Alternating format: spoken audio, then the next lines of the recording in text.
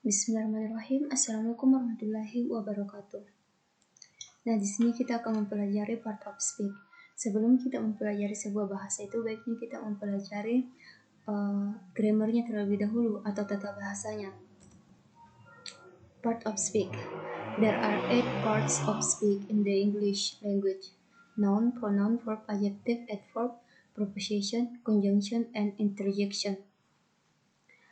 The part of speak indicate how the word function in the meaning as well as grammatically within the sentence.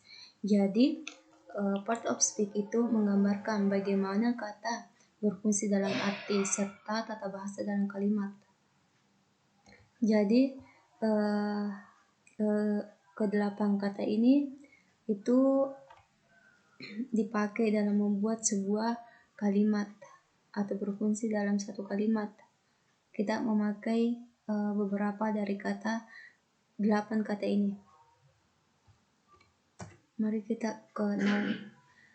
Nouns are words used to name, refer to people, thing, place, and ideas. Jadi, noun itu adalah kata yang digunakan untuk menamai yang mengacu ke orang, benda, tempat, dan idea. In other words, it refers to both physical object and abstract concept. Jadi, noun itu mengacu ke baik ke physical object maupun ke abstract concept. Contohnya water. Water itu air itu bisa disentuh, bisa dilihat, maka itu disebut dengan physical, benda yang bisa disentuh. Age, umur, itu adalah benda yang tidak bisa disentuh, hanya bisa tidak tahu age, tidak bisa disentuh, nggak bisa dilihat. Itu disebut dengan abstract concept. Nah, kita masuk ke pronoun.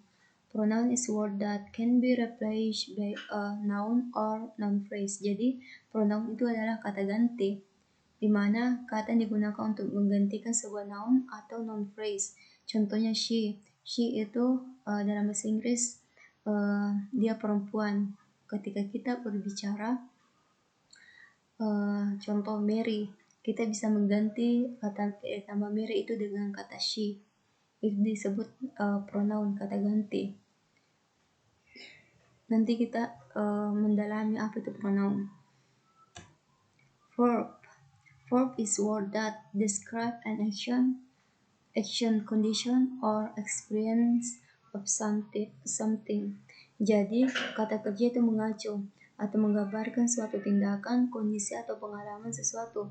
Jadi, contohnya run. Run itu adalah action, di mana kata kerja itu digambarkan dengan action, run, berarti lari. Sleep, itu juga action, tidur. Jadi, disebut dengan verb, kata kerja.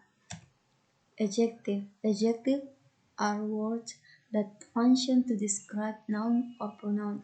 Jadi adjective itu berfungsi untuk menggambarkan noun atau pronoun. Contohnya, benda itu sifatnya apa? Big, huge, smart,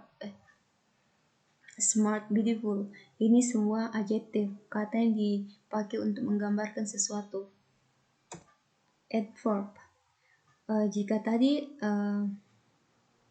tadi adjective digunakan untuk menggambarkan noun dan pronoun, maka adverb is word to describe adjective, adverb, verb, and sentence. Jadi adverb itu dipakai untuk menggambarkan adjective, adverb, verb, dan kalimat. Kata kerja, kata keterangan, kata sifat, kalimat itu bisa digambarkan dengan adverb, kata keterangan. Contohnya, clearly yesterday March, I go to school yesterday. Maka yesterday di situ menggambarkan kalimat I go to school, memberi informasi tambahan, itu disebut adverb. Preposition. Preposition used to indicate a place or position. Jadi preposition itu adalah preposition itu kata yang dipakai untuk memberitahu ke kita posisi tempat tersebut. Contohnya at, apakah benda itu ada di dalam atau di bawah atau di atas. Itu disebut proposition.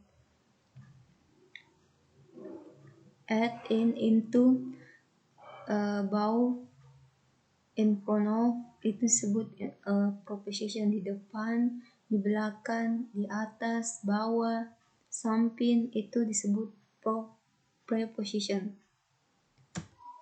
Conjunction. Conjunction is a word that serves to connect word, phrase, clause, and sentence. Jadi conjunction itu adalah kata penghubung yang dipakai untuk menghubungkan kata sama kata, phrase sama phrase, clause dengan clause, sentence dengan sentence, kalimat dengan kalimat. Contohnya and. You and me. Kata yang dipakai untuk menghubungkan di situ and, kata penghubungnya and. Jadi conjunction itu and. Conjunction itu adalah kata penghubung. Interjection is a word that express someone's feelings and intention. Jadi interjection itu adalah kata yang dipakai untuk mengekspresikan perasaan seseorang. Atau contohnya ketika kita kaget, biasa kita menyebutkan kata-kata kayak oh my god, oh my lord, itu disebut dengan interjection. Jadi kita bisa simpulkan ke-8 kata ini, ke-8 part of speak. Bagian part of speak ini mempunyai fungsi dalam sebuah kalimat. Ada yang berfungsi sebagai kata kerja, ada yang berfungsi sebagai noun, yang mana nanti akan kita pelajari fungsi noun itu apa. Ada yang berfungsi pronoun, adjektif, kata sifat, memberi sifat. Nah, kita lanjut ke vlog selanjutnya, yaitu membahas tentang noun.